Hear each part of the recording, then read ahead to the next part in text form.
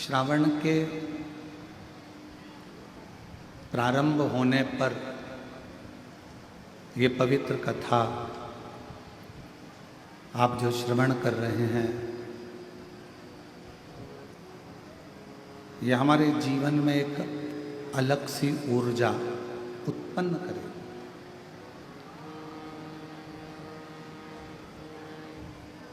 एक गुरु का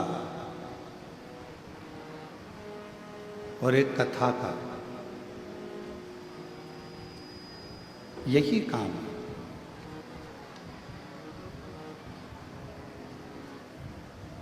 गुरु का काम भी है अपने शिष्य को प्रेरणा देना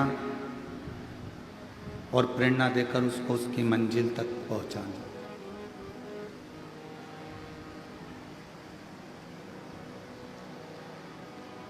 शिव महापुराण का भी यही कार्य है।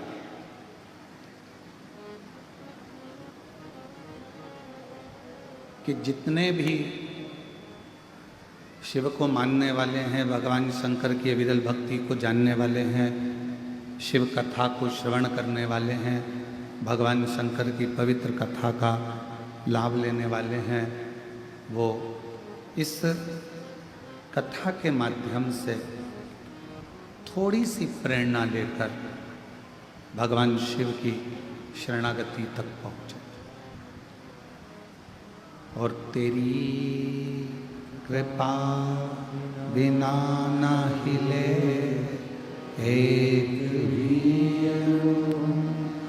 लेते हैं श्वास, तेरी कृपा से तनु तनु बखान क्या करूं मैं, लाखों के ढेर का चपटी भभूत में खजाना कुबेर का, हे गंगाधर मुक्ति द्वार ओमकार तू, भोले ओमकार तू, आयो शरण दिया शंभु तार तार तू। गुरु का भी यही काम है और शिव का भी यही काम है। गुरु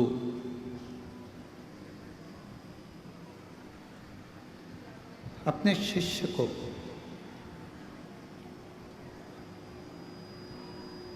उसकी मंजिल तक पहुंचाने का कार्य करता है। शिव महापुराण की कथा अपने श्रोता को शिव जी के चरणों तक पहुंचाने का काम करती है। अब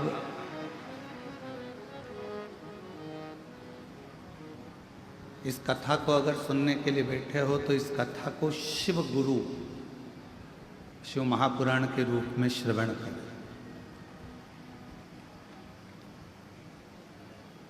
और आज कथा के पंडाल में बैठे हो, कंकर शंकर बाबा की धरा पर बैठे हो, तो ये मानकर बैठना कि अपने पिता के घर में भी बैठे हो और अपने गुरु के घर में भी बैठकर इस कथा का लाभ।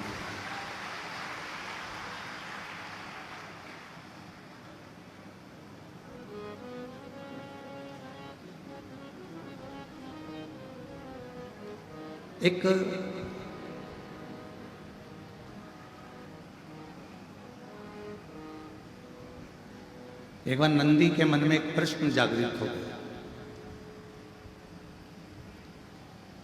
जैसे देवराज नाम के ब्राह्मण के मन में प्रश्न आ गया था और नंदी पर बैठकर देवराज नाम का ब्राह्मण, उसके प्राण छूट चुके थे और वह नंदी पर बैठकर जा रहा था। नंदी पर बैठकर जाते जाते उसके मन में, देवराज के मन में एक प्रश्न जागृत हो गया।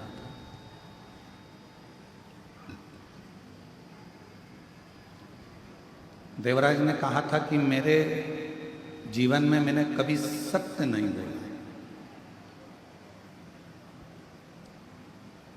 मेरे जीवन में मैंने कोई पुण्य का कार्य नहीं करा,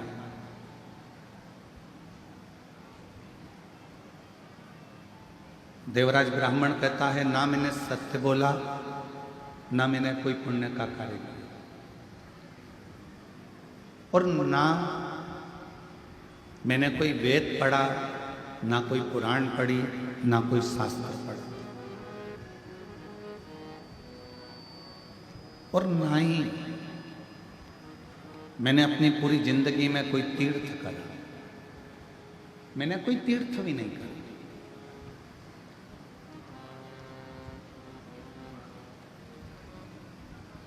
ना मैंने दान करा, देवराज कहते हैं, ना मैंने पुण्य करा, ना मैंने कोई सत्कर्म करा, ना कोई मैंने वेद पढ़ा, ना शास्त्र पढ़ा, और ना ही मैं कभी कोई तीर्थ गया। मैं तीर्थ भी नहीं गया। और देवराज नाम का ब्राह्मण कहता है शिव महापुराण के महत्तम में, इतना तो इतना, मैंने कभी जिंदगी में कोई गुरु भी नहीं बना। अब हमारा शास्त्र कहता है कि जीवन में अगर मनुष्य की देह मिली है तो गुरु मंत्र लेना जरूर, गुरु दीक्षा लेना जरूर। पर मैंने तो ना दान करा, मैंने ना पुण्य करा, मैंने ना सत्कर्म करा, मैंने ना तीर्थ करा, और मैंने ना ही अपनी जिंदगी में किसी को गुरु बनाया। तो देवराज नाम का ब्राह्मण शिव महापुराण कथा के महत्तम में कहता है कि फिर मैंने ऐसा कौन सा पुण्य कर लिया कि मुझे तो नरक भोगना था और मुझे नंदी पर बिठाकर भगवान शंकर के धाम लेकर जा रहे हैं। वो पुण्य कौन सा?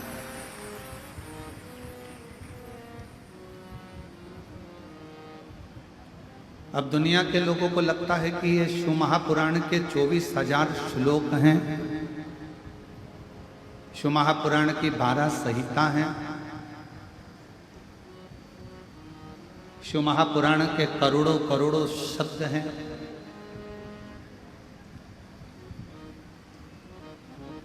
ये दुनिया की दृष्टि में केवल इनको शब्द माना गया है, दुनिया की दृष्टि में इनको श्लोक माना गया है, दुनिया की दृष्टि में इसको अध्याय, खंड, स्कंद माना। पर शिव महापुराण की कथा कहती है, यदि किसी ब्राह्मण के मुख से यदि आपने जिंदगी में एक बार भी किसी शिव धाम में बैठकर भगवान की कथा का लाभ लिया है, तो समझ लो कि आपका कोई गुरु है कि नहीं पता नहीं, पर आपका गुरु देवाधिदेव महादेव बन जाता है।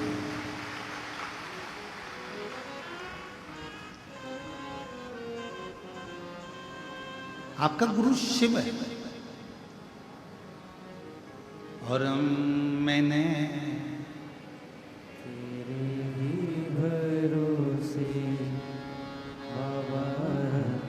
तेरे ही भरोसे हवा विच उड़ती जावांगी, बाबा डोल हटो छठी नाम कटी जावांगी।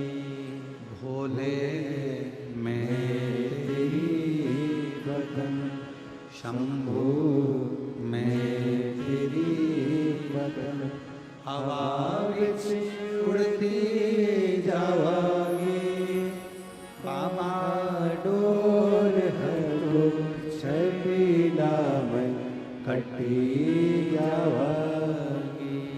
भोले मैं तेरी बदन शिव को गुरु माना। आपने भी अपनी जिंदगी में कभी शिव महापुराण की कथा को जब से आप सुन रहे हैं, धारण कर रहे हैं, शिव नाम, पंचाक्षर मंत्र नमः शिवाय, षडाक्षर मंत्र ओम नमः शिवाय या श्री शिवाय नमस्तुभ्यम का जाप कर रहे हैं, शिव महापुराण की कथा को यदि आप श्रवण कर रहे हैं, तो ये मानकर रखना आपका कोई गुरु है नहीं है, पर आपने अपनी जिंदगी में एक गुरु बना लिया, वो शिव है, शंकर है, और वो निभाता है। जैसे शिव महापुराण की कथा सुनने के बाद, जल चढ़ाने के बाद, बेलपत्र चढ़ाने के बाद, भगवान की अविरल भक्ति धारण करने के बाद, भगवान शंकर के मंदिर जाने के बाद आप अगर भूल भी जाएं कि मैंने जल चढ़ाना, अगर तुमने बचपन में जल चढ़ाया, जवानी में भूल गए, जवानी में जल चढ़ाया, अधेड़ी में भूल गए, अधेड़ी में जल चढ़ाया, बुढ़ापे में भूल गए, मान लो आप अगर भगवान शंकर को जल चढ़ाने के बाद में भूल भी गए, पर देव अधिदेव महादेव आपके जल को नहीं भूलते।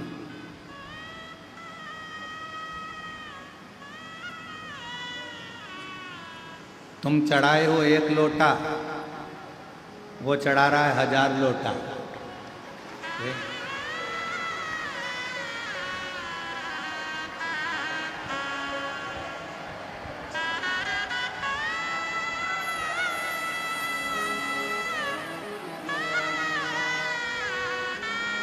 अब तुम खुद विचार करो, कथा चालू होने से पहले पानी था? कथा चालू होना है 1 बजे, और 1 बजे से ही ऐसा कैसे ही बाबा की कृपा। तुम लोगों ने जो उबरेश्वर बाबा को अंदर जाके 1 लोटा चढ़ाया है, तो वो भी तो कृपा कर कर 2 लोटा चढ़ा ही रहा है।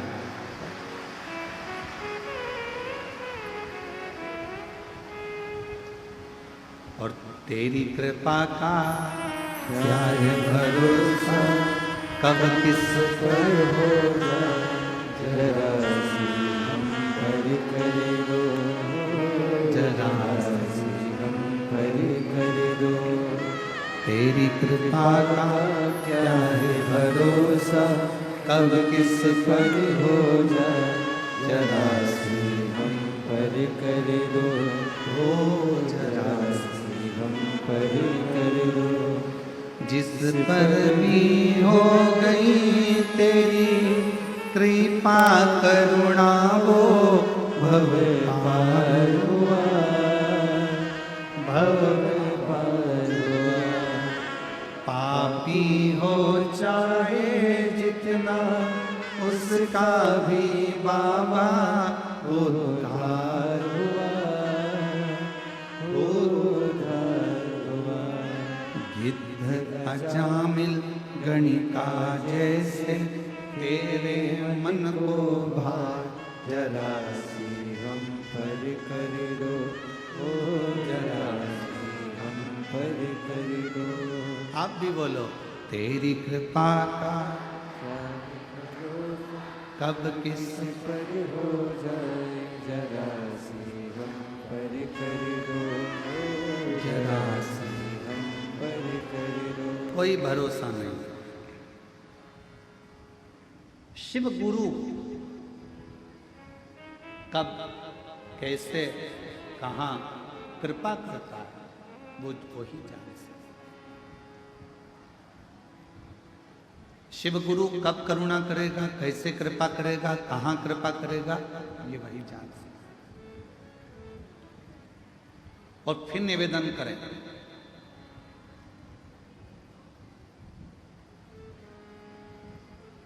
हमारे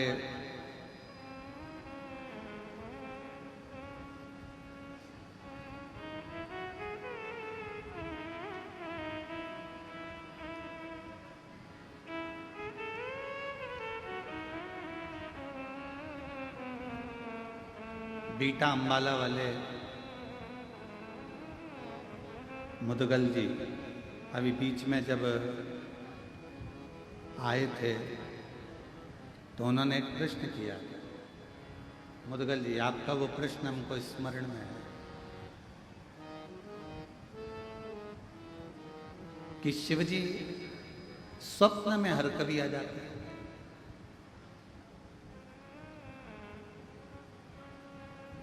बैठिए। शिवजी स्वप्न में हर कभी आ जाते हैं।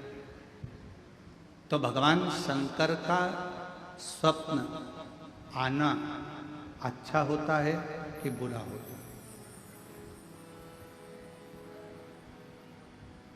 पहले तो स्मरण करें शिव जी का पूरा स्वरूप, जटाधारी, त्रिपुंडधारी, त्रिशूलधारी, त्रिनेत्रधारी, भस्मधारी, नग्नवेशधारी, नंदी, वृषभ, पार्वती, गणेश, कार्तिकेय, अशोक सुंदरी, पूरे परिवार के साथ अगर शंकर जी का पूरा परिवार आपको स्वप्न में दिख रहा है तो ये मानकर चलना कि तुम्हारे यहाँ कोई शुभ कार्य होने वाला है।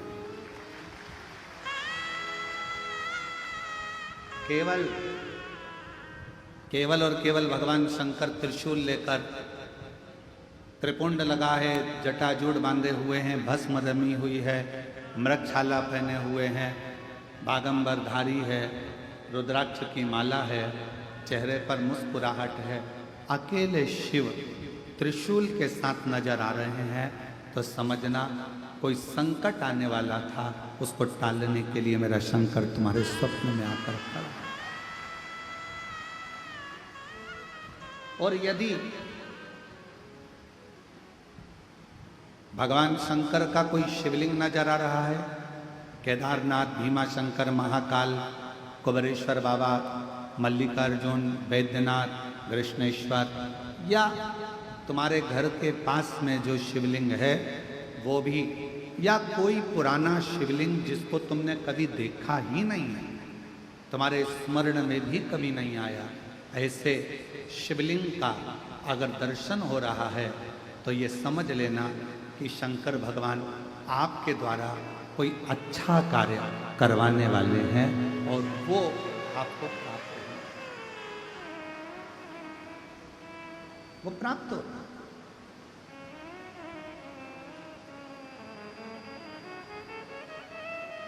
शिव जी कोई श्रेष्ठ कार्य, जितने लोग गीले हो रहे हैं छाते में, मेरा निवेदन, फिर निवेदन करूं आपको, आप लोगों की अविरल भक्ति को मैं नमन करता हूं कि इतना पानी में भी आप लोग खड़े हुए हैं। आपसे निवेदन है, अगर कहीं धर्मशाला साइड में बन रही है धर्मशाला, वहाँ जगह हो तो वहाँ, और अगर छाते हैं तो हम मना नहीं करेंगे, आप लगाओ, आराम से सुनो, ये आप लोगों की अविरल भक्ति है। पर जहाँ जहाँ जगह मिले वैसा वैसा बैठकर कथा का लाभ करो। पंडाल बहुत लगे हैं, 1 2 3 4 5 6 7, ऐसे 7-8 पंडाल हैं। जहाँ जहाँ आप लोगों को जगह मिलती जाए वहाँ बैठकर आप लोग लाभ ले सकते हैं।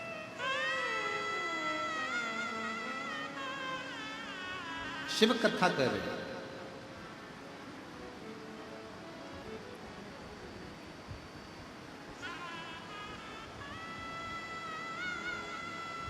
देवराज नाम का ब्राह्मण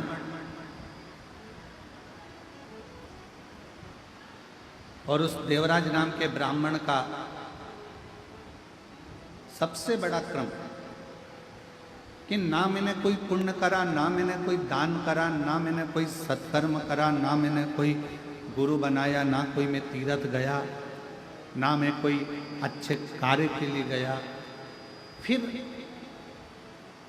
आखिर एक बात समझ में नहीं आती कि मैंने कोई ऐसा बड़ा काम नहीं करा, मैंने कोई सत्कर्म नहीं करा, मैंने कोई पुण्य नहीं करा, मैंने कोई दान नहीं करा, मैंने कोई गुरु नहीं बनाया, फिर ऐसी कृपा, फिर ऐसी करुणा कि मुझे नंदी पर बिठाकर कैलाश धाम के लिए लेकर जाए। ये पुण्य कौन सा? तो कहा एक पुण्य, देवराज तुम किसी तीर्थ में नहीं गए, तुमने कभी कोई दान नहीं करा, तुमने कोई वेद नहीं पढ़ा, तुमने कोई पुराण नहीं पढ़ी, तुमने कोई शास्त्र नहीं पढ़ा और ना तुमने कोई गुरु मंत्र लिया, पर एक पुण्य तुमने करा। पहला पुण्य था शंकर भगवान के मंदिर तक पहुंच जाना। शिव महापुराण की कथा कहती है जो शिव के मंदिर तक पहुंच जाता है समझ लो वो सारे तीर्थ कर लेता है। पूर्ण बोल बम का नारा है, सारी समस्या का हल मान।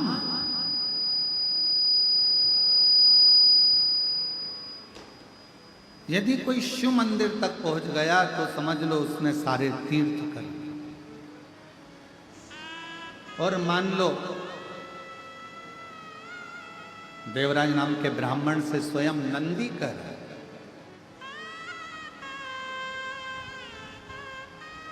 यदि मंदिर में पहुंचने के बाद उसने अगर भगवान शंकर की कथा को, शिव महापुराण की श्रवण कर लिया, वाचन कर लिया, सुन लिया, तो समझ लो उसने सारे वेद पुराण और शास्त्रों को पढ़ लिया और श्रवण कर लिया सब।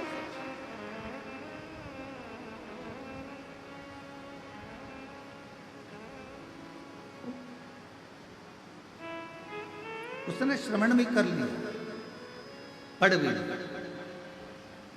और एक बात और स्मरण करो, मान लो उसने कोई गुरु दीक्षा, कोई गुरु मंत्र नहीं लिया, शिव महापुराण की कथा में पहुंचकर, शिवालय में पहुंचकर भगवान शंकर का पंचाक्षर मंत्र नमः शिवाय, षडाक्षर मंत्र ओम नमः शिवाय, श्री शिवाय नमस्तुभ्यम अगर धारण कर लिया तो समझ लो शिव ने ही उसको गुरु मंत्र भी प्रदान कर दिया। शिव ने, भगवान शंकर ने।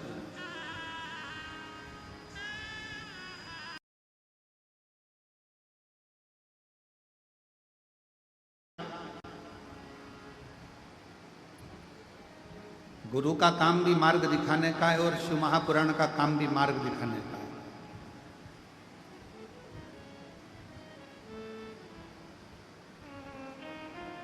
और ये पुराण 24,000 श्लोक, 12 खंड, 12 संहिताएं, करोड़ों शब्द, यह हमें मार्ग प्रशस्त करते हैं। मार्ग, हाँ, गुरु भी परीक्षा लेता है और शिव महापुराण की कथा भी परीक्षा लेता है, शंकर भी परीक्षा लेता है।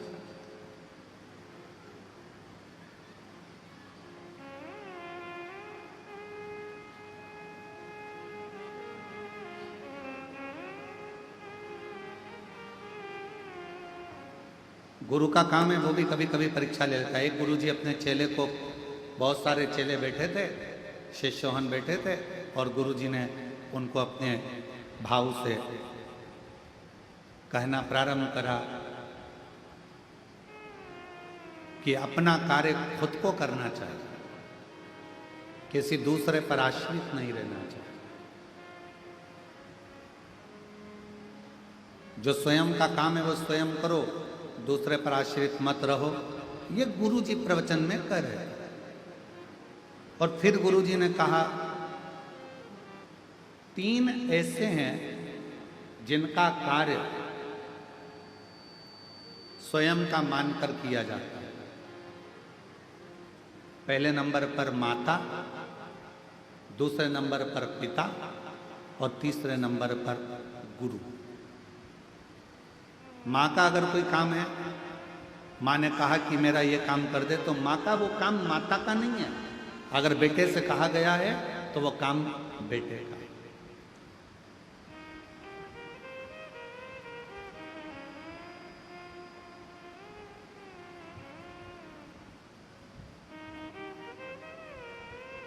चार साल पहले सूरत वाले सोमानी जी कथा करवाए थे हॉल के अंदर। क्या है सोमानी जी, उस समय पर खटिया पर हम बैठे थे तो आपसे बात कर रहे थे, तो एक प्रसंग आपके मुख से निकला था कि हमारी माता, तो भाभी जी बोली थी हमारी सास और हमारे ससुर का नेचर ऐसा था, वो अपना काम भी स्वयं करना पसंद करते थे और रसोई घर से जितने लोग आ जाते थे उनको खिलाकर प्रसन्न होना पसंद करते थे। हमें वो संवाद भी याद है हमारा, आपका वो बोला हुआ। और वही शिव महापुराण की, गुरु शिव महापुराण की कथा कर रही है, व्यक्ति को अपना कार्य खुद करना चाहिए, पर 3 का काम उनका नहीं होता। 3 का काम, अगर माँ का कोई काम है, माँ ने कहा कि बेटा मेरा ये काम कर दो, तो माँ का वो काम केवल माँ का नहीं है, बेटे का फर्ज है माँ का कार्य करे, तो वो काम केवल माँ का नहीं होता, वो काम अपना खुद का होगा। पिता ने कहा बेटा मेरे लिए ये सामान ला दे या मेरा ये काम कर दे, वो काम पिता का नहीं होता, वो काम स्वयं बेटे का होता है। और गुरु ने अगर कोई काम कह दिया तो वो काम गुरु का नहीं होता, शिष्य का खुद का होता है, वो गुरु का नहीं, स्वयं शिष्य का। और कोई ये ना कहे कि ये गुरु जी का काम है। गुरु पूर्णिमा के अवसर पर अगर आप कथा में आए हो, खड़े होकर भोजन परोस रहे हो, रोटी बेल रहे हो, सब्जी बना रहे हो, आलू काट रहे हो, सब्जियां काट रहे हो, सेवा कर रहे हो, पानी पिला रहे हो, किसी को नाश्ता करा रहे हो, ये मत सोचना कि ये काम तो गुरु जी का है, गुरु जी का है, गुरु जी का है। सब श्री शिवाय नमस्तुभ्यम बोलने वाला एक एक बच्चा शंकर जी का चेला है, शिव जी का शिष्य है। और ये कुबरेश्वर धाम की गुरु पूर्णिमा की कथा गुरु जी की नहीं, एक एक बच्चे की और एक एक व्यक्ति की है जो शंकर को भजता है, शिव का तत्व। माँ का काम केवल माँ का नहीं है। माँ ने कह दिया बेटा मेरे कपड़ों को वहां डाल दे, माँ ने कह दिया मेरे कपड़े धो दे, माँ ने कह दिया मेरा ये काम कर दे, माँ मेरा काम ये कर दे, वो माँ का काम नहीं है। शिव महापुराण की कथा कहती है गुरु अपने शिष्य से कह रहे थे, जितने शिष्य बैठे थे सबको कह रहे थे अपना काम स्वयं करना चाहिए, पर 3 का काम अपना खुद का होता है। पहला माँ का काम अपना खुद का है, पिता कोई काम बताए वो अपना खुद का है, और गुरु अगर कोई भूल से भी तुमको काम बता दे तो वो अपना खुद का है, उसको करना चाहिए, उसको बोलना नहीं चाहिए।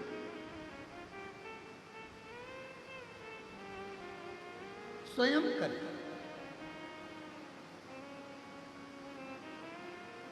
हमारे यहाँ अगर कोई कार्य होता है और कोई चीज का पता लगाना होता है कि भाई ऐसा ऐसा काम है, हम इंदौर में सूचना चंदन सोनी जी को कह देते हैं, चंदन भैया जरा पता करना है जरा, चंदन सोनी जी, तो चंदन सोनी जी दुकान को छोड़ देते और पहले काम कर पहले फोन लगाएंगे, बात करेंगे, ये करेंगे वो करेंगे, और पहले मालूम करेंगे कि हाँ ये कार्य है, इसको फोन सूचना मिल जाए कि बस धाम से कि ये काम है। और ऐसे कई शिव भक्त, बाबा के ऐसे कई भक्त हैं जो निरंतर सेवा में तल्लीन है। तो शिव पुराण कह रहे हैं माता का काम अपना है, पिता का काम अपना है, गुरु का काम अपना, स्वयं का काम स्वयं को करना चाहिए। ये गुरुजी प्रवचन में कह रहे थे। अब गुरुजी ने प्रवचन दिया, सारे शिष्यों ने श्रवण करा, बहुत सारे शिष्य बैठे थे, सब ने उस बात को ग्रहण किया। अब ग्रहण करने के बाद गुरुजी ने मन में सोचा कि अब इन लोगों ने ग्रहण तो कर लिया, चलो आज अपने को एक यजमान के घर में भोजन प्रसाद ग्रहण करना, भोजन ले, चलो सारे के सारे गुरुजी के साथ में चल।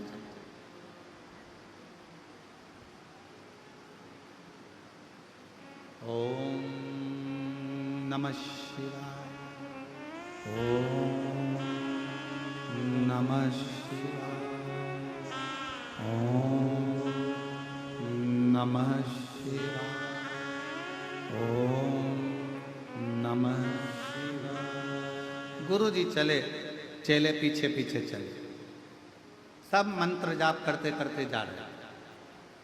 अब गुरु जी ने प्रवचन दिया था अपना कार्य अपने को करना चाहिए। चलते चलते एक बड़ा सा गटर आ गया, नाला, और बड़ा सा गटर आया, नाला आया, और गुरुजी उस सारे चेले नाले को, गटर को लांग गए। गुरुजी भी लांग रहे थे। लांगते से ही उनके पांव की जो चप्पल थी, खड़ाऊ थी, वो गटर में, नाले में गिरी। हर हर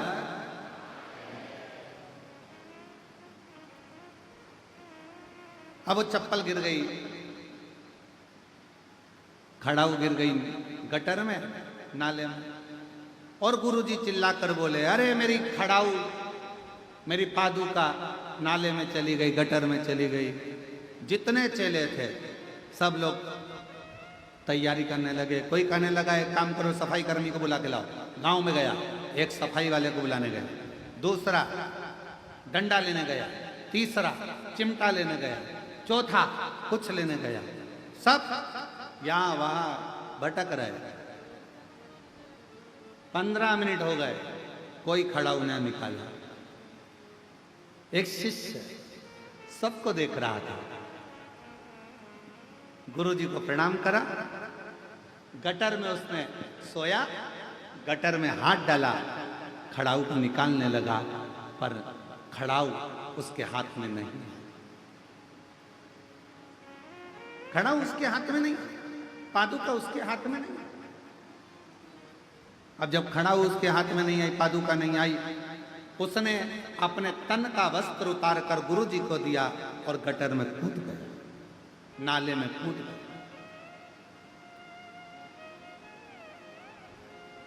कोई सफाई कर्मी को लेने गया, कोई किसी को लेने गया, कोई किसी को लेने गया, और मालूम पड़े वो गटर में कूदा, खड़ाऊ निकाली, धोया, गुरुजी को लाकर दे दी। गुरुजी ने खड़ाऊ पहन ली और सारे के सारे शिष्य आ गए। और आते से ही शिष्यों ने कहा कि गुरुजी तो इतना बड़ा प्रवचन दे रहे थे कि खुद का काम खुद को करना चाहिए, तो गुरुजी इस गटर में, इस नल्ले में क्यों ना कूदे पादुका निकालने के लिए? गुरुजी ने तो प्रवचन दिया था कि खुद का काम खुद को करना चाहिए, तो फिर गुरुजी नाले में क्यों ना कूदे, गटर में क्यों ना गए? इतने में शिष्य ने उत्तर दिया, गुरुजी ने एक बात और कही थी कि माता, पिता और गुरु का कोई भी काम होता है वो उसके पुत्र का होता है। माँ का काम बेटे का, पिता का काम बेटे का, और गुरु का काम उसके शिष्य का होता है। इसलिए शिष्य ने ये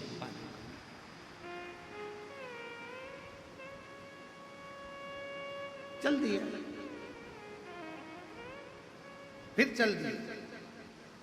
ओम नमः शिवाय, ओम नमः शिवाय, ओम नमः शिवाय, ओम नमः शिवाय। फिर चल।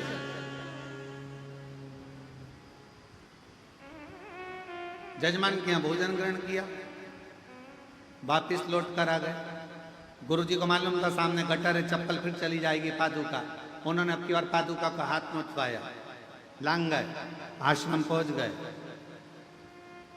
और गुरुजी सारे शिष्यों को बुलाए और बुलाकर कहा कि आज मेरा दिल बड़ा प्रसन्न है, बहुत खुश हूं मैं आज मेरा मन कर रहा है।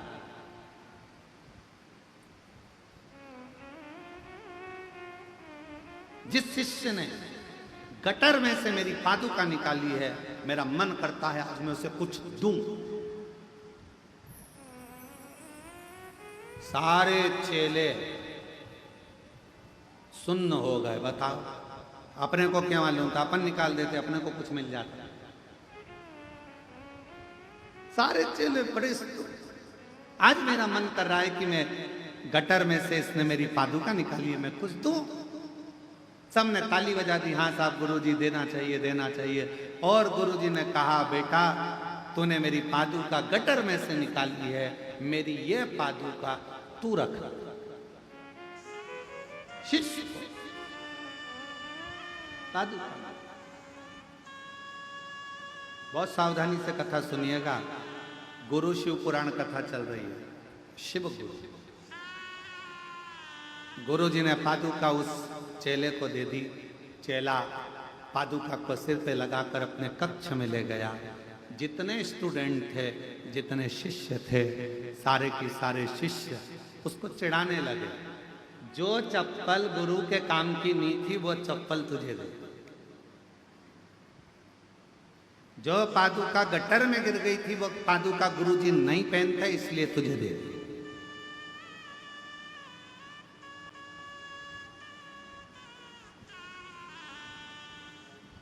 कई लोगों के मन में एक भ्रम चलता। हम अपने गुरुजी के पास गए, गुरुजी ने अपना एक शाल लिया, हमारे को उड़ा दिया। हमें ऐसा लगता है वो गुरुजी का शाल किसी काम का नहीं था ना, इसलिए फिर ही रखा था तो उन्होंने उड़ा दिया।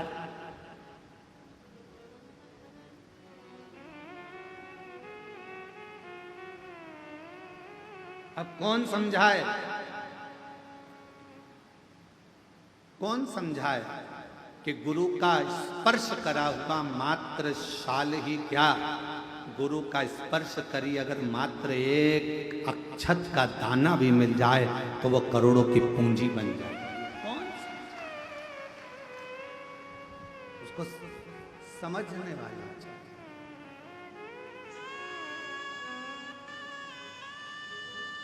और मैंने तेरे ही भरोसे बाबा, तेरे ही भरोसे हवा विच उड़ती जवानी बाबा डोरा तो छड़ी ना कटी जवानी। कौन सा एक चावल का दाना भी अगर शिव गुरु का मिल जाए, शंकर का मिल जाए, कोई सतगुरु का मिल जाए तो वो हमारी जिंदगी को सवार देगा। एक चावल।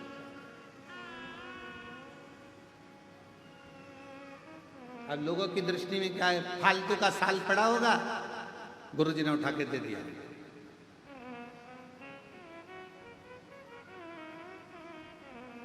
अब जरा विचार करिएगा, फालतू के साल को भी अगर गुरु तुम्हारे गले में डालकर कीमत वाला बना सकता है तो तुम भी फालतू हो, तुमको भी उठाकर शंकर के चरणों में डालकर तुम्हें कीमत वाला बना सकता।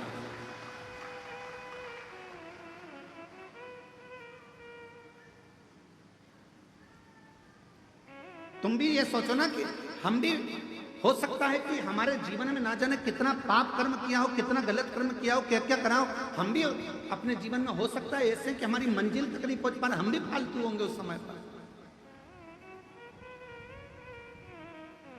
हमारे पास में भी कोई कार्य नहीं होगा तो हमारा गुरु, कोई शिव गुरु ऐसा मिलेगा कि हमको भी परमात्मा की शरणागति तक, शुभ कार्य तक पहुंचा सकता, अच्छी जगह तक पहुंचा सकता।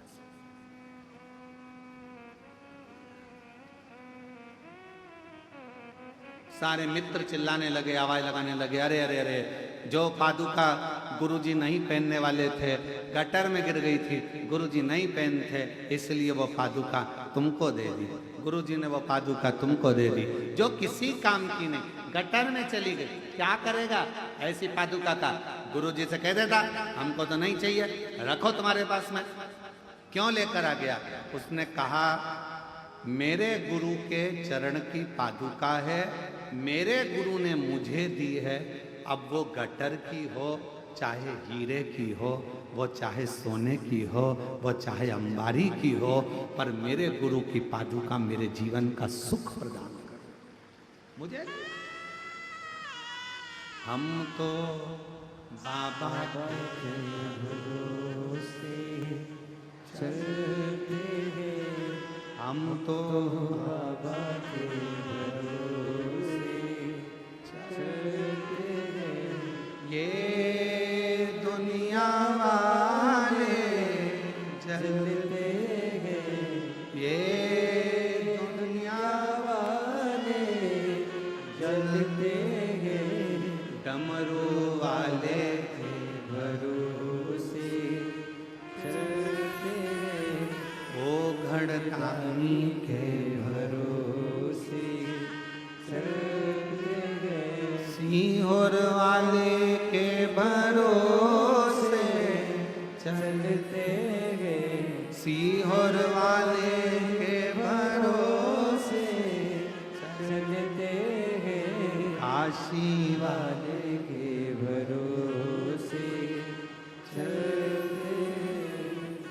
डमरू वाले के भरोसे चलते हम उसके आश्रित।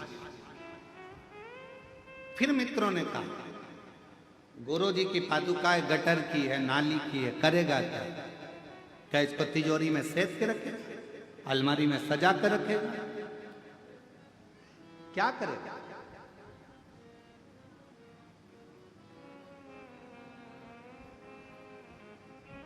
और शिव पुराण कहती है बाबा तेरे चरणों की गर धूल जो मिल जाए, सच कहता हूं मेरे कुबरेश्वर बाबा मेरी जिंदगी संवर जाए। सच कहते हैं तेरी करुणा दिन रात बरसती है, कहते हैं तेरी करुणा दिन रात बरसती है। एक बूंद जो मिल जाए, एक बूंद जो मिल जाए, मन कलियां खिल जाए, भोले तेरे चरणों की कर धूल जो मिल जाए, बाबा तेरे चरणों की घर धूल जो मिल जाए, सच कहता हूँ बाबा, सच कहता हूँ गुरुदेव, किस्मत ही बदल जाए, बाबा तेरे चरणों कई किस्मत। यहाँ तो पादुका की बात करते हो। शिष्य ने कहा मेरे गुरु ने मुझे दी, भले गटर की है, नाली की है, कैसे कैसे?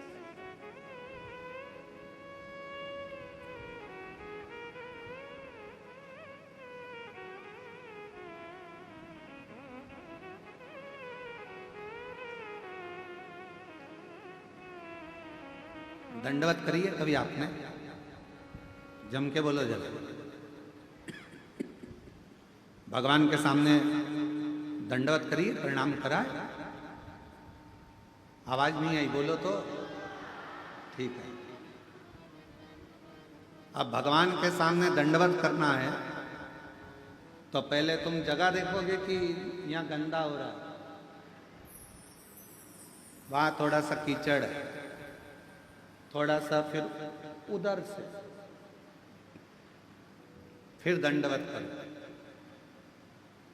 करा ऐसा नहीं। क्यों? क्योंकि शास्त्र कहता है नर कपड़न से डरत है और नरक पड़न से ना। आज कपड़ों से डर लग रहा है कि मैं दंडवत करूंगा तो मेरा कपड़ा गंदा हो जाएगा।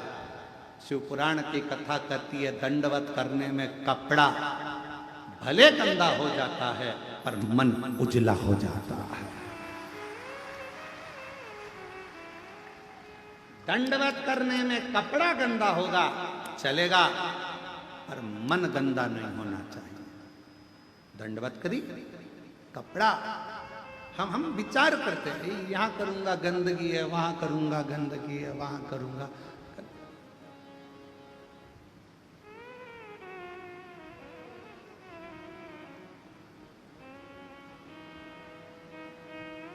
कितना सुंदर कहा है, सावधानी पूर्वक सुनिएगा। जब कावड़ चलती है, कावड़ को लेकर जो कावड़िया कंधे पर बांबू लेकर दो डंडे में, डंडे के अंदर दो लोटा लेकर बोल बम लेकर चलता है।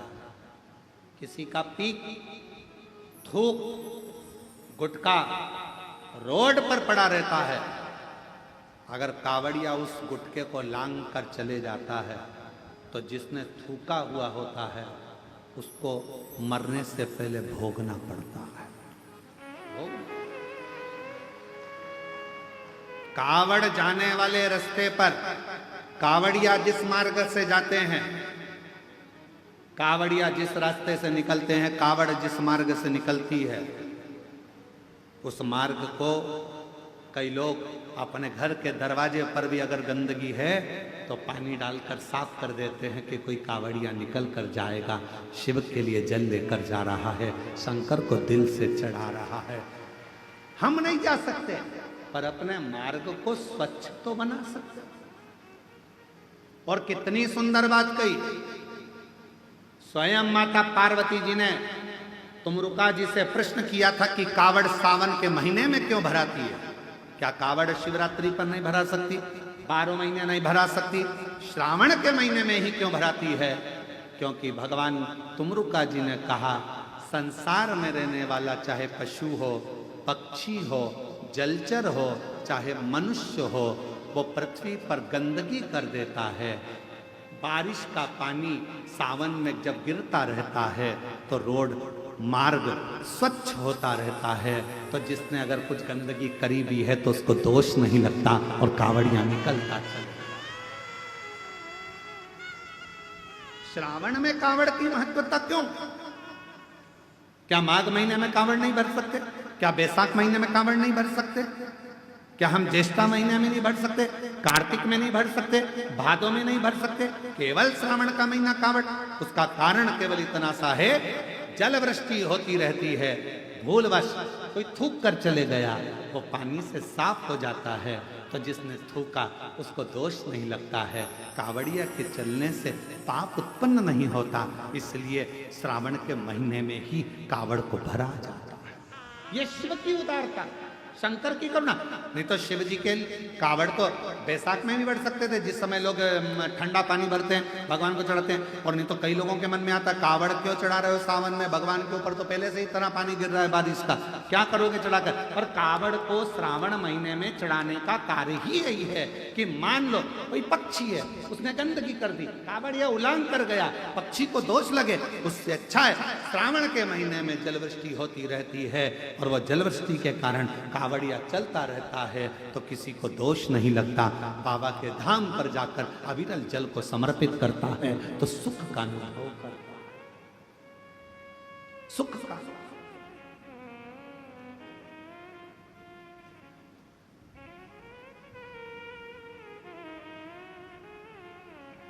सारी समस्या का हल सावन में। बस तो फिर तैयारी करो बोलने की, सारी समस्या का हल।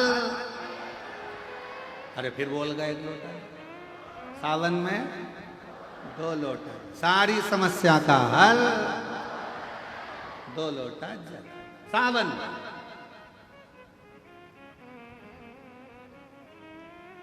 कितनी कृपा शिव करता, मेरे ओघड़दानी मेरे शंकर भगवान।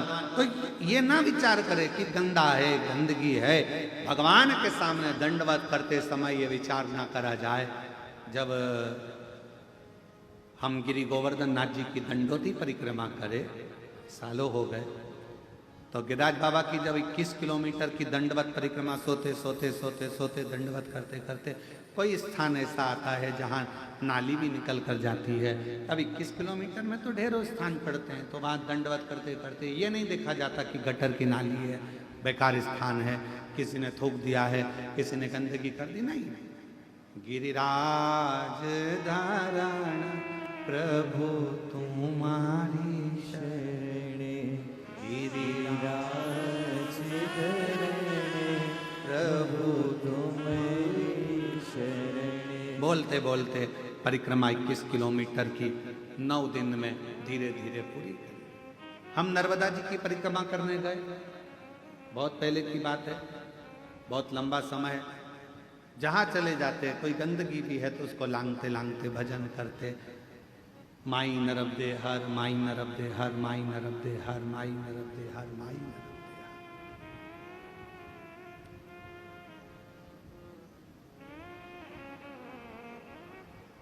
हर। तदीय पाद पंकजम नमामि देवी। माई नर्मदे हर, माई नर्मदे हर बोलते बोलते चले जाओ।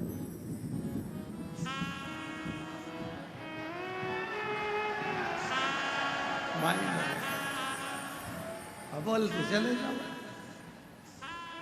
और इसमें यह नहीं देखा जाता कि सामने गंदगी पड़ी है, कोई सामान पड़ा है। कावड़ उठाने वाला कावड़िया जब कंधे पर कावड़ ले लेता है तो वो ये नहीं सोचता 10 किलोमीटर है, 11 किलोमीटर है कि 150 किलोमीटर है, वो नहीं देखता।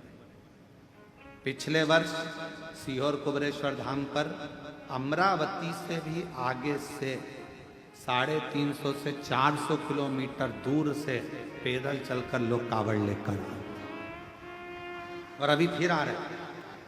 इस वर्ष सागर, मध्य प्रदेश के सागर से आगे नर्मदा जी है, लगभग वहां से पड़ेगा यहाँ तक 322 किलोमीटर दूर से लोग पैदल चलकर कावड़ लेकर आ रहे हैं। कावड़िया कंधे पर कावड़ ले लेता है, ये विचार नहीं करता कि मुझे कहां तक जाना है। कावड़ उसने ली है, चिंता भोलेनाथ को करना है, कब मंजिल तक पहुंचाना है ये उसके ऊपर।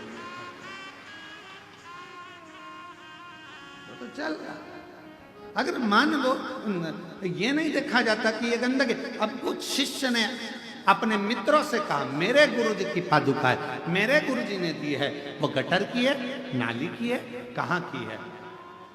और बाबा तेरे चरणों के होना हमें बास रे, तेरे चरण रज से बुझानी हमें प्यास रे। ये उसके चरण का बिंद मिल गया, उससे बढ़कर कोई सुख।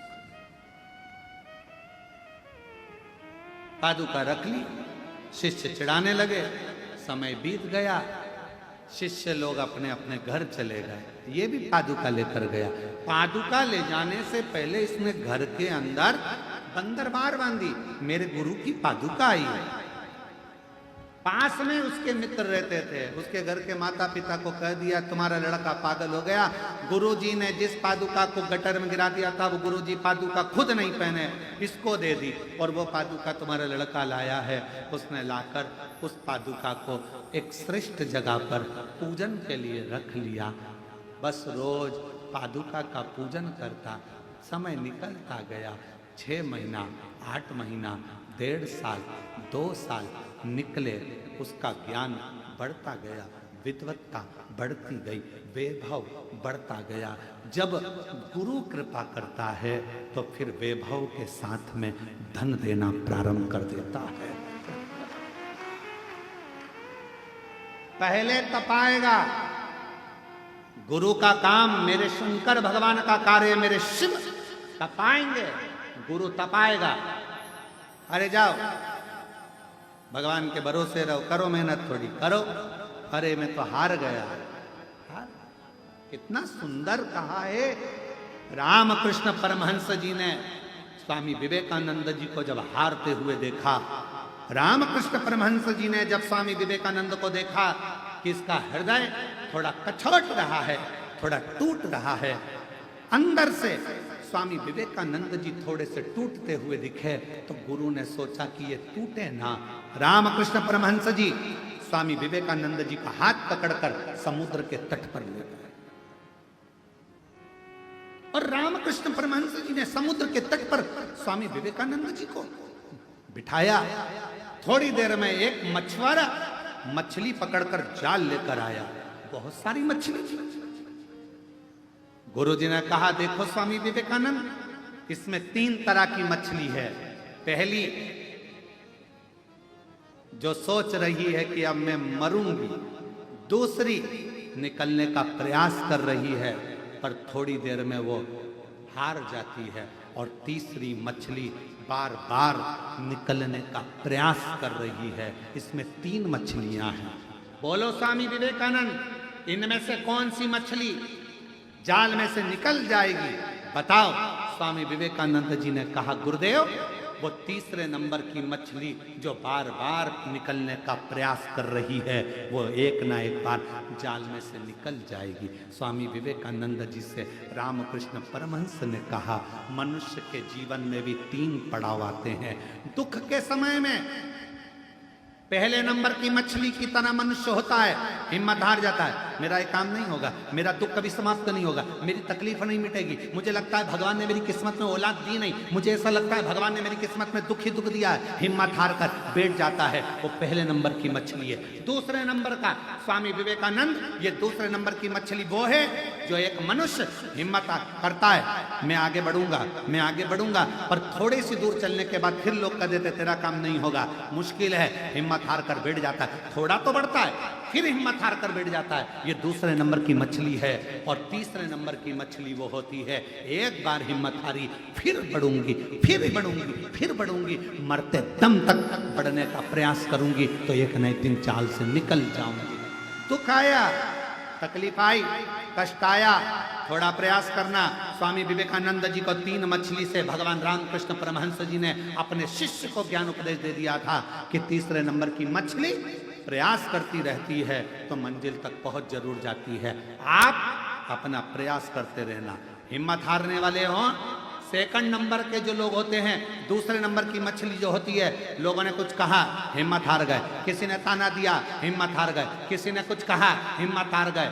कहने लगे कहने वाले, आग लगे बस्ती में, अपन रहो मस्ती में। किसी ने निंदा कर दी, बुराई कर दी, मन दुख गया, आज के बाद मैं ये काम नहीं करूंगा, आज के बाद ऐसा करूंगा ही नहीं। अरे अभी थोड़ा करा है, आगे चलकर 4 गुना और करो, क्योंकि तुम्हें हिम्मत नहीं,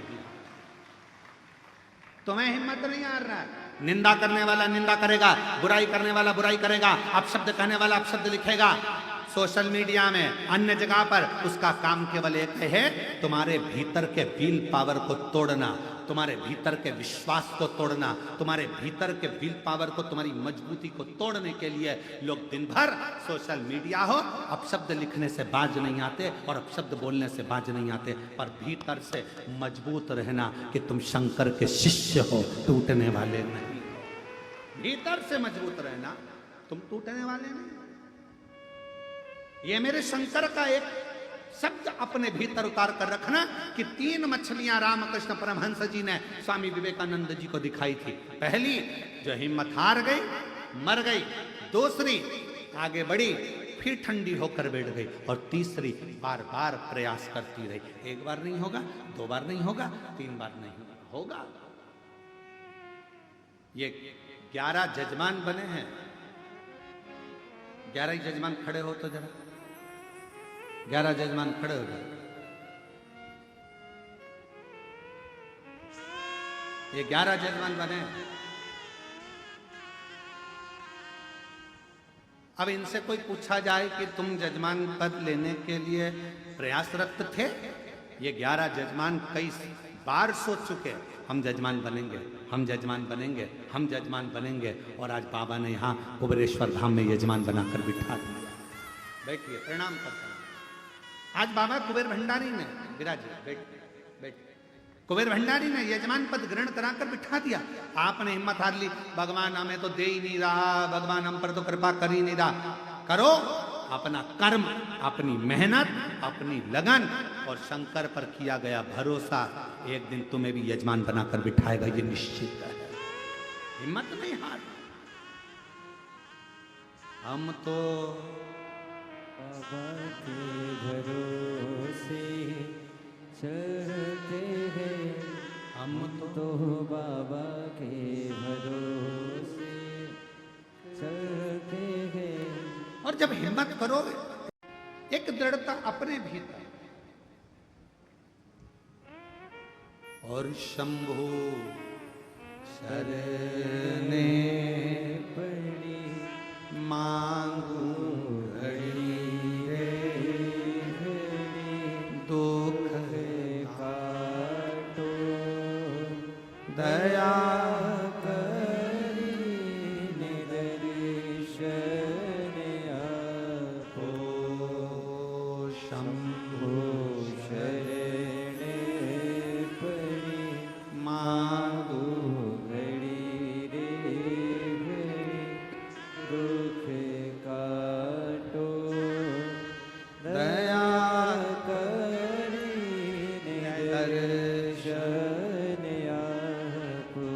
कामुक शिव पर कितने आश्रित। भगवान की भक्ति में यह नहीं देखा जाता कि कहां गंदगी देखने का काम शिव महापुराण की कथा नहीं सिखाती। शिव महापुराण की कथा तो यह कहती है कि शिवालय में अगर बाबा के धाम में अगर पहुंचे हो और एक लोटा जल चढ़ाने के लिए भी जा रहे हो तो वहां गंदगी देखने के लिए मत जाना। शिवालय में जाना तो बाबा की उस धाम की सुंदरता, उसकी अच्छाइयाँ, उसकी श्रेष्ठता देखने के लिए। श्रेष्ठता। कई लोग कहते हैं गुरुजी ये कंकर शंकर की पूजन होती है कुबेरेश्वर धाम में, हम यहां पूजन कर रहे हैं, लोग चप्पल पहन के सामने से निकल गए, हम यहां बैठकर पूजन कर रहे हैं, लोग जूता पहनकर वहां से निकल गए। कंकर शंकर की पूजन होती है, कोई पांव उधर रख दिया, कोई चप्पल उधर रखकर निकल गया। हमारा निवेदन है, तुम चप्पल देखने के लिए बैठे हो, तुम जूता देखने के लिए बैठे हो, तुमने 5 कंकर बीने रखा, तुम्हारा ध्यान तुम्हारे महादेव में होना चाहिए। यही तो कुबेरेश्वर धाम है जहां दिल लगाया जाता है, दिमाग नहीं, दिल लगाया जाता है।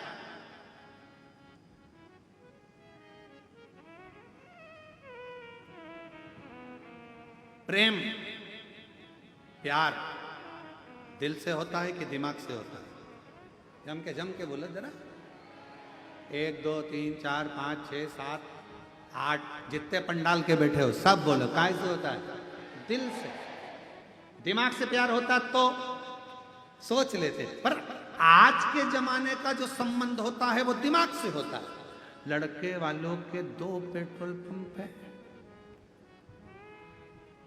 3 है, ऐसा है, धन है, वैभव है, सत्ता है। पर पहले के समय में ये पेट्रोल पंप, गाड़ी, बंगला नहीं देखते थे। पहले के समय में देखते थे कि जिसके घर में संबंध हो रहा है वो कितना दिल वाला है, उसका हृदय कैसा है, परिवार कैसा है, कुटुंब कैसा है, रिश्ता कैसा है, ये नहीं देखा। आज के जमाने में तो लोग संबंध भी करते हैं तो ये सोच कर करते, कितना कितना करने का, कितना प्यार भी लोग करते हैं तो ये सोच लेते हैं ये मोबाइल में बैलेंस डलवाएगा कि नहीं डलवाएगा।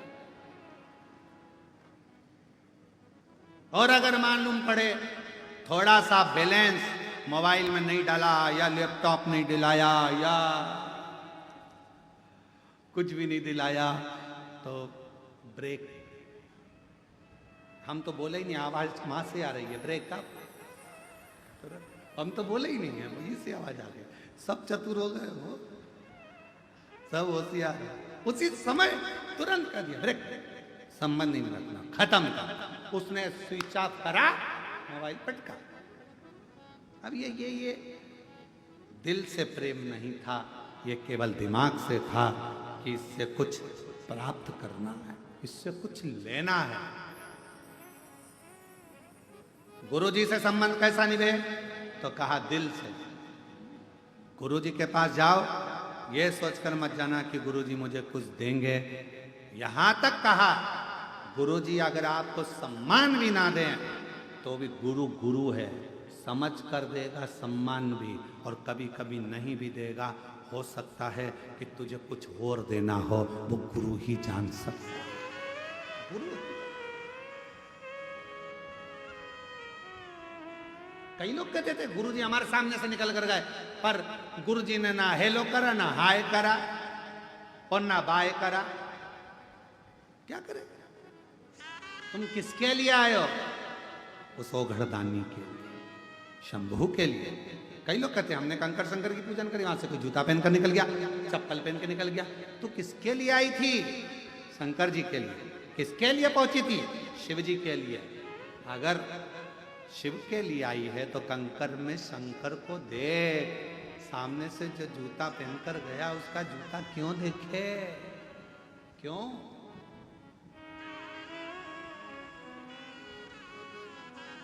कितना सुंदर कहा है, जब प्यार हो जाता है, प्रेम हो जाता है तो चांद में भी सूरत नजर आती है।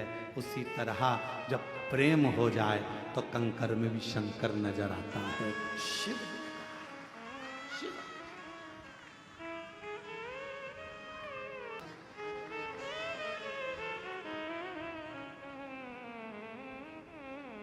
और तेरे डमरू की धुन सुन के मैं काशी नगरी आई हूँ। तेरे डमरू की धुन सुन के मैं काशी नगरी आई हूँ। तेरे डमरू की धुन सुन के मैं काशी नगरी आई हूँ। तेरे डमरू की धुन सुन के मैं काशी नगरी आई हूँ। मैं काशी नगरी आई हूँ। मैं काशी नगरी आई हूँ। मैं काशी नगरी आई हूँ। मैं काशी नगरी आई हूँ। मेरे भोले ओ बम भोले मैं काशी नगरी आई हूँ। मेरे भोले ओ बम भोले मैं काशी नगरी आई हूँ।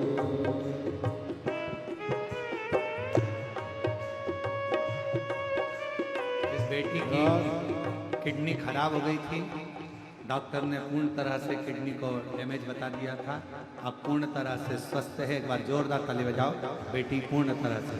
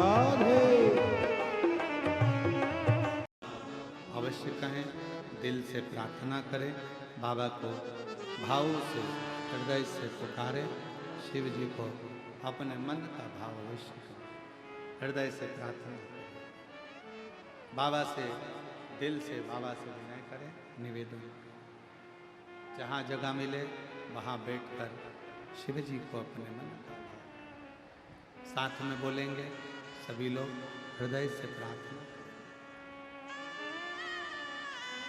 जहाँ भी जगह मिले वहाँ बैठ जाएं और प्रार्थना करें, विनय करें।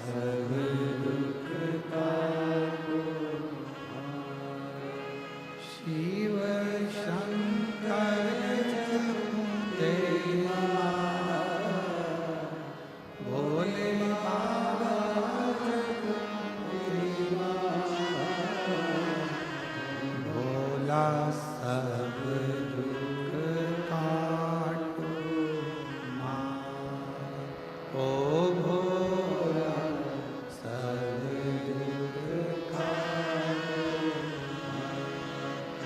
वेश है मंगलकारी वेश है मंगलकारी शमशान वासी हमारा शमशान वासी हमारा ओ भोला सब दुख काटो ओ भोला सब दुख काटो।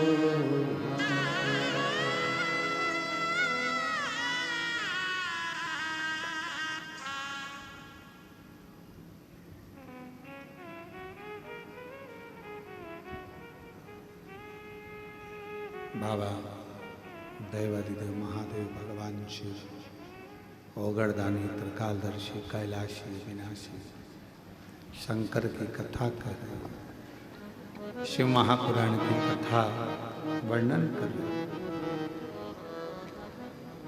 प्रयास करो, विफल हो गए फिर प्रयास करो, फिर विफल हो गए फिर प्रयास करो। प्रयास करने वाला कभी हारना नहीं चाहिए। अपनी मेहनत अपनी लगन से आप कर्म करते रहिए, उसका फल आपको मिलेगा।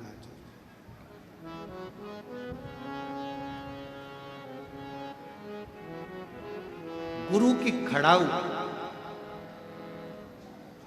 गटर की नाली की नाले की उसने रखा, सेवा करी और खूब शिव ने कृपा कर कर उसको धनपति बना।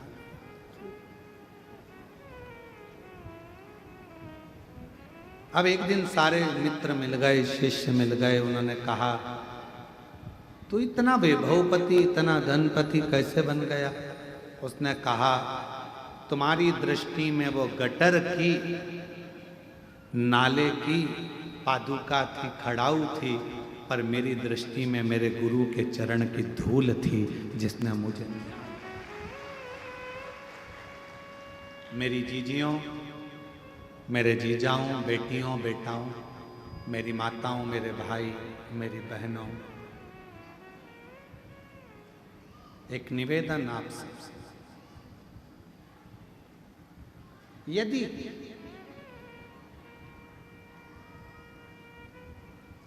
कुबेरेश्वर बाबा की भूमि पर आए हो और कंकर भी अगर आप पूज रहे हो तो उसमें ये ना सोचें कि ये अच्छा है कि बुरा है।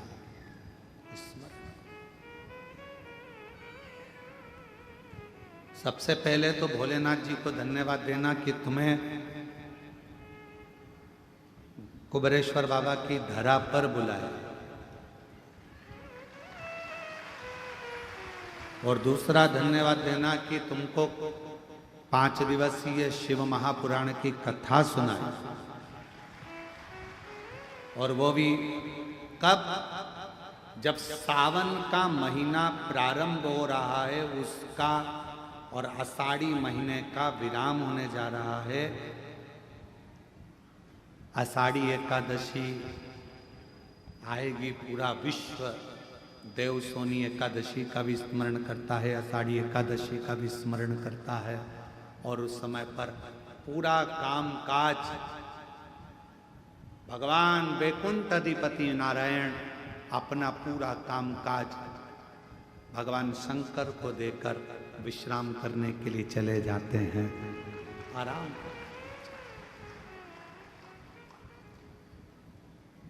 लोग कहते हैं कि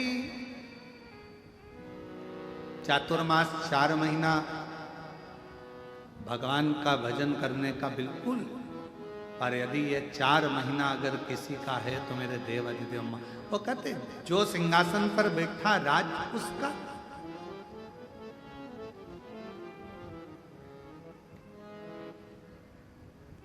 चातुर्मास के अंतर्गत 4 महीना भगवान की अविरल भक्ति को धारण कर शिव को अपना माना।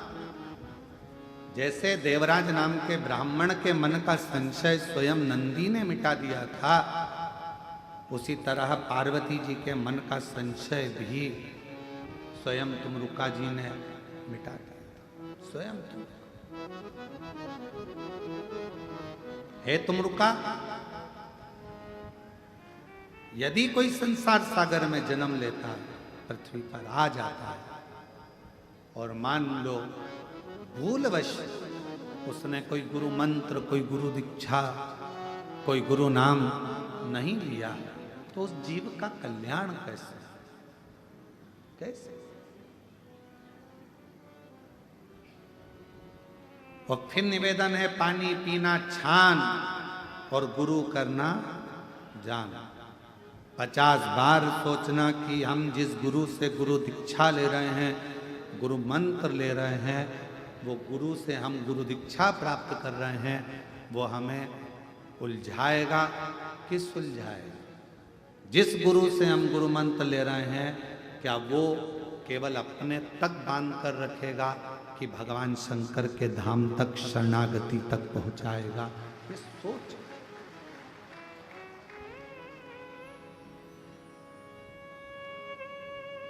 कई लोग आए हैं,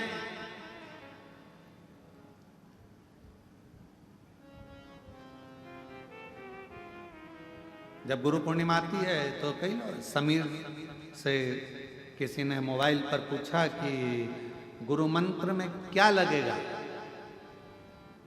हमें गुरु मंत्र लेना, उसमें क्या लगेगा? समीर ने हमसे पूछा, क्यों मामा जी, इस गुरु मंत्र में क्या लगेगा? हमने कहा, जब मंत्र दिया जाए तो दिल लगाना, इससे ज्यादा कुछ मतलब नहीं। अपना मन लगाओ।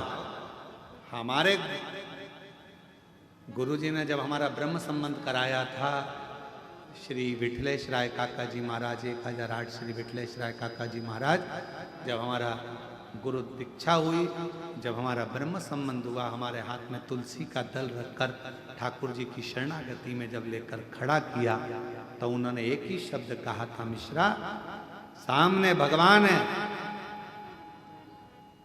गुरु भी एक साइड में, सामने ठाकुर जी हैं, सामने भगवान है, तुम्हारी साक्षी में वो परमात्मा है। ये ब्रह्म संबंध केवल गुरु का नहीं है, ये संबंध शिव का अर्थात ठाकुर का और तुम्हारा है। संबंध परमात्मा से जोड़ना, अर्थात हमारे गुरु ने एक बात कही थी कि जब संबंध होता है, ब्रह्म संबंध होता है, गुरु मंत्र लिया जाता है, उस समय पर परमात्मा तुम्हारे सामने होता है।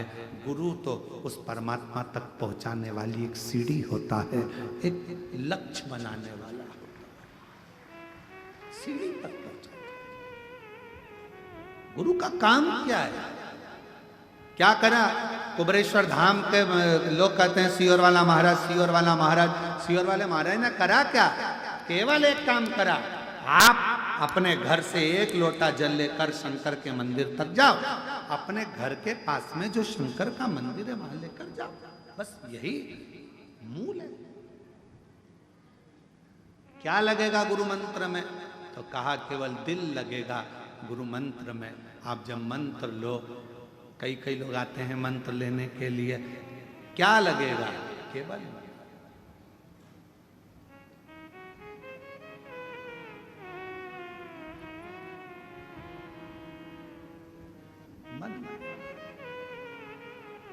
सब जगह पर गुरु मंत्र पूरे साल दिया जाता है, पर कुबरेश्वर बाबा की धरा पर तो केवल एक दिन, गुरु पूर्णिमा के दिन आप गुरु के और परमात्मा के चरणारविंद में छोड़ दिया जाता है कि ये शिव का है, जो आया है ये शंकर का है और शंकर इनके हैं।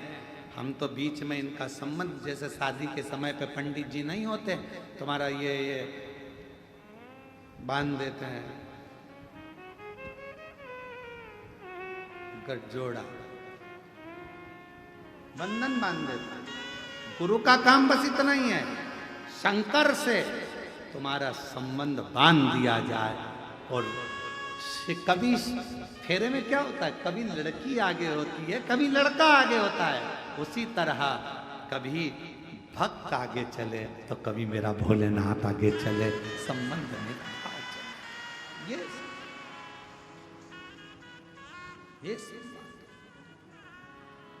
और नाता एक शिव जी से दूजा नाता तोड़ दे, रिश्ता एक बाबा जी से जूझा रिश्ता छोड़ दे। साधु संगे राम रंगे अंग अंग रंगिए, जाई विधि राखे भोले ताई विधि रही। जैसा मेरा शिव राखे वैसा रहे, जैसा वो रख वैसा करो शिव की आराधना।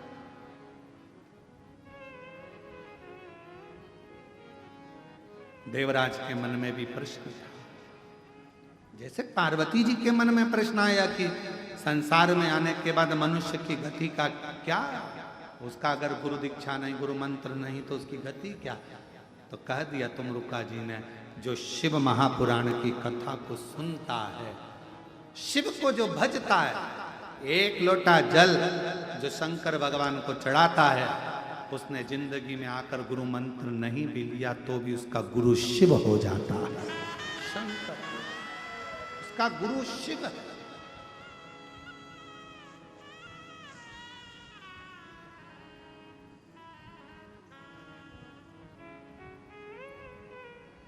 अभी बीच में हमने कहा था घर की मां गुरु है, घर का पिता गुरु है, शिक्षा स्कूल में पढ़ाने वाला शिक्षक भी तुम्हारा गुरु है। कोई तुम्हें मार्ग बता दे वो भी गुरु है। वो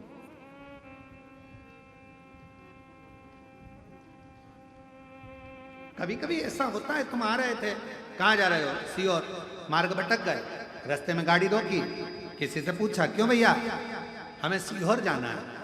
कहाँ से रास्ता है, किधर से पकड़े, बस यहाँ से चले जाना, 45 किलोमीटर दूरी पे सीहोर आ जाए, ऐसे जाके ऐसे जाना। आते समय तुम भी उससे कह, वाह गुरु क्या बात कही रहे, बिल्कुल 45 किलोमीटर पर सीहोर मिल गया, वाह रे गुरु। मंजिल तक पहुंचाए वो भी गुरु है, पति गुरु है, वो भी मार्ग बताता है। माँ गुरु है, पिता गुरु है, शिक्षक गुरु है।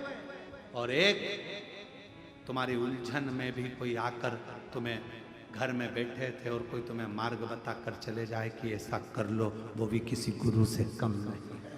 वो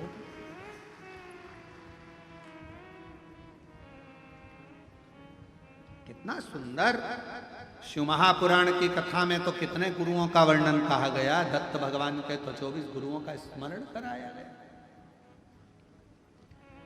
खिड़की को, दरवाजे को भी गुरु बनाया गया कि जब बहुत तेज हवा चले, बहुत तेज आंधी चले, तूफान चले, दरवाजा बंद कर लेना, खिड़की बंद कर लेना, नहीं तो अंदर रखा हुआ कांच का सामान टूट जाएगा।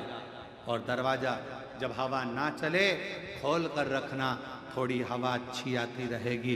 इस दरवाजे को भी गुरु बनाया गया कि जब, याद रखना, जब कोई बुराई करे, निंदा करे, चुगली करे, अपशब्द कहे, तब अपने इन मन को, चक्षु को और अपने कर्ण को, द्वार को बंद कर लेना, नहीं तो अंदर बैठा हुआ मेरा शिव, मेरा शिवलिंग जो अंदर बैठा है राम कृष्ण, वो टूट जाएगा, भीतर से टूटेगा, टूटेगा।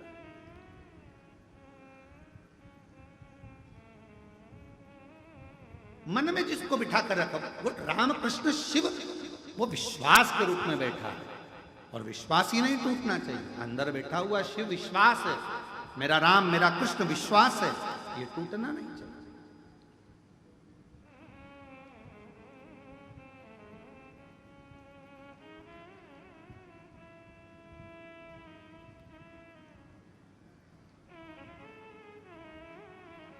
मंदिर में कितनी बार ताली बजाई जाती है?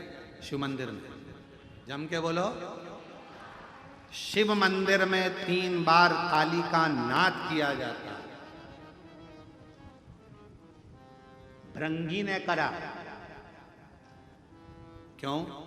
शरीर के अंदर से मांस चले गया था, केवल अस्थियां बची थी, केवल अस्थियां। 3 ताली का नाद किसके लिए करा जाता है? क्यों करते हैं? मेरे देव अधिदेव महादेव के चरणों में पहुंचने से पहले मेरे शंकर भगवान ने भी डमरू का नाद करना चाहा था, पर जब अमरनाथ जी की गुफा में मेरे शंकर भगवान पार्वती को कथा सुनाने बैठे, सर्प को छोड़ दिया, डमरू को छोड़ दिया, त्रिशूल छोड़ दिया, नाग छोड़ दिया।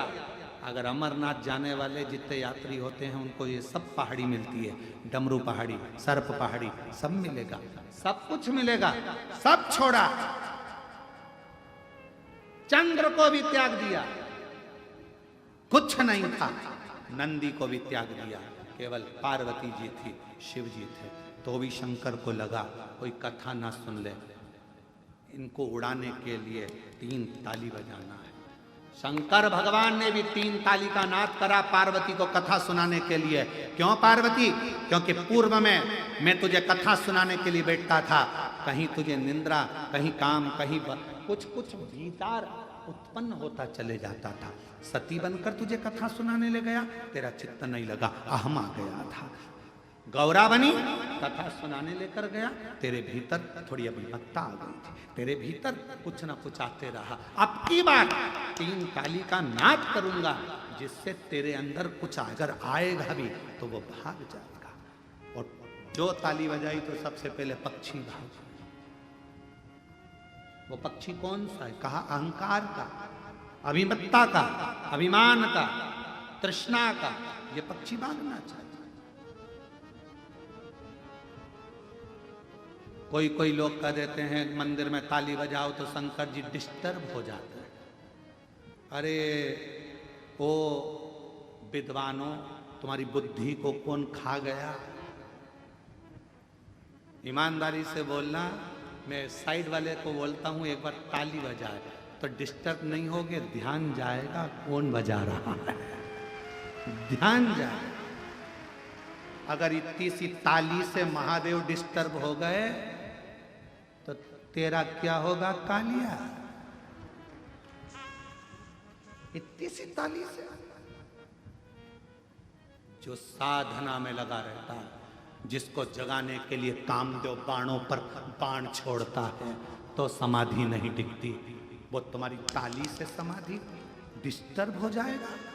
आश्चर्य! ताली से डिस्टर्ब।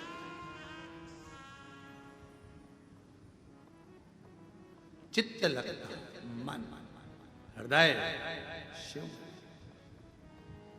हम लोग तो कई बार कहते हैं एक्सक्यूज मी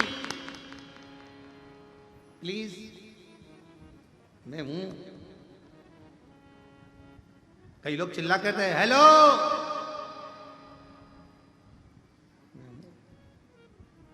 ओ बाबा, मैं हूं।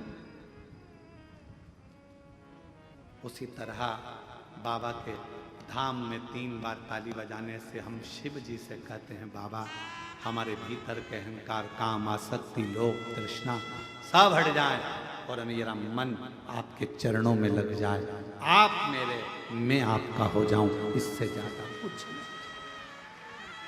मैं आपका, आप और कुछ नहीं। वो कहते हैं ना, अरे मैं हूं प्रेम रोगी, मेरी दवा तो कराओ, जाओ जाओ जाओ किसी वेद को। और कौन वो वेद है? कहा सताओ ना हमें लोगों, हमें दिल की बीमारी है। हमारा वेद तो दुनिया में वो एक डमरूधारी है, उसके सिवाय हमारा इलाज किसी के पास नहीं। कौन इलाज करे?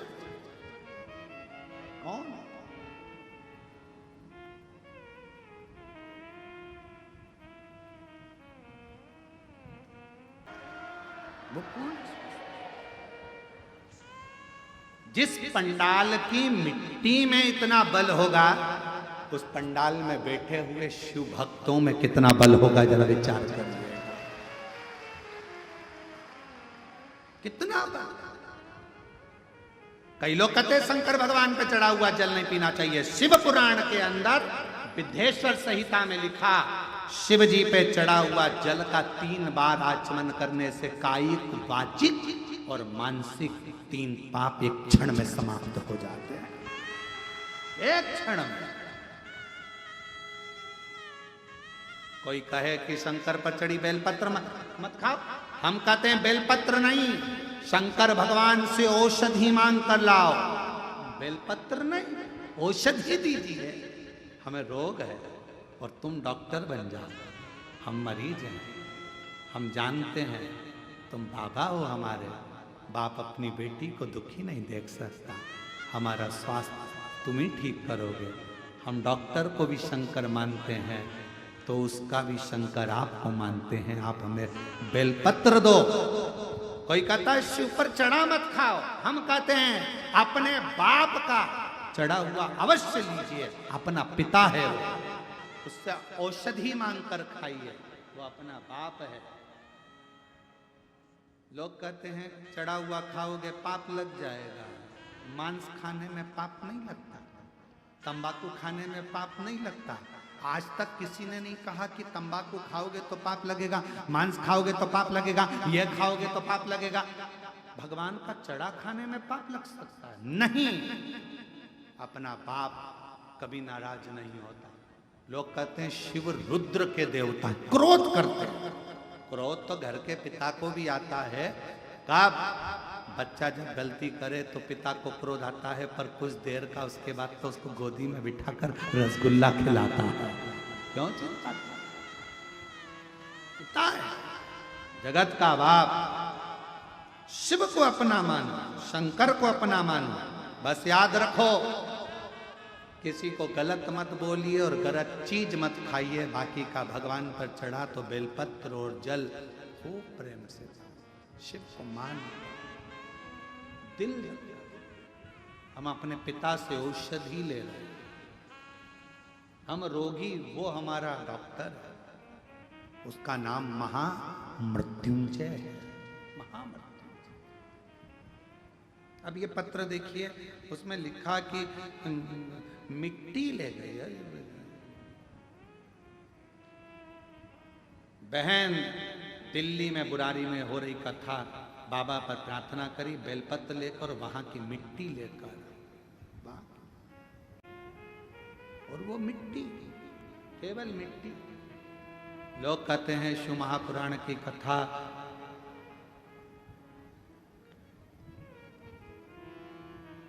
कथा का पंडाल है। हम कहते हैं पंडाल केवल कथा के नहीं, अपने पिता से अपने मन की बात कहने का सीख। गलत मत खाओ, गलत मत बोलो। 3 बार ताली भी बजाओ तो शिव के लिए बजाना कि वो मुझे कभी तो देखेंगे, कभी तो देखेंगे। और कृपा की न हो जो आदत तो सुनी रे अदालत तुम्हारी। भगवान से प्रार्थना करो, आप हमारे हम आपके, आप हमारे हम आपके।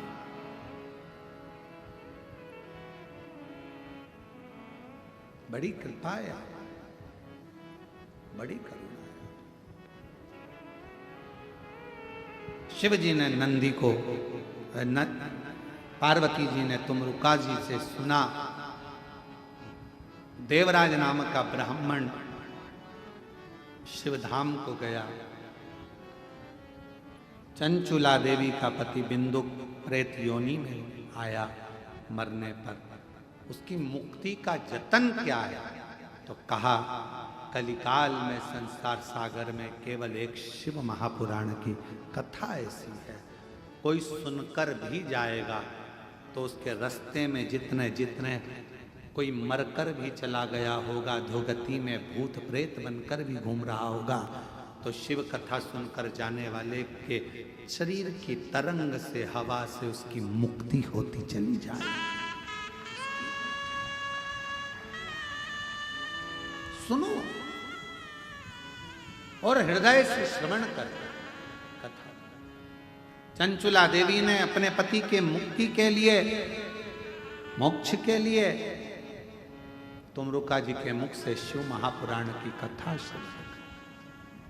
शिव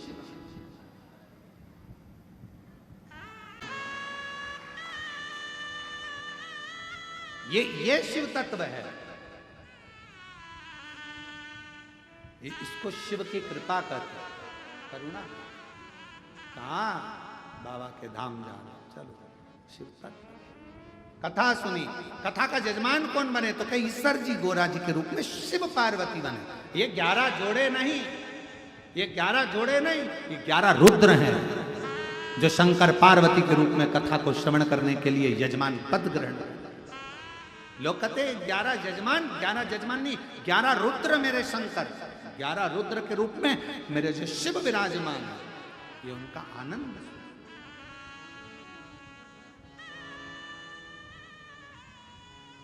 आज प्रसंग में आया है तो स्मरण करेंगे। हमारे 11 रुद्र पर शिव महापुराण की कथा नहीं हुई है, तो जो छत्तीसगढ़ में 12 तारीख वाली कथा है उसको 11 रुद्र शिव महापुराण की कथा के रूप में श्रवण करें, उसका स्मरण करेंगे। ये गुरु शिव पुराण चल रहा है। ईश्वर जी गोरा जी बनकर शिव पार्वती आ रहे हैं, जोरदार ताली बजाकर उनका स्वागत वंदन अभिनंदन बड़े भाव के साथ में। मान लो जल वृष्टि अगर ज़्यादा होती है तो आप लोगों से निवेदन रहेगा कि पंडाल खाली कर कर सामने जो बड़ी साली धर्मशाला का निर्माण कार्य हो रहा है उसमें जाकर आप लोग विश्राम भी कर सकते हैं, रह भी सकते हैं। जो जो धर्मशाला हैं सब आप लोगों की है, आप लोगों के लिए है। मान लो रात्रि को या दिन में कभी भी तेज जल वृष्टि हो, कहना मानोगे ना?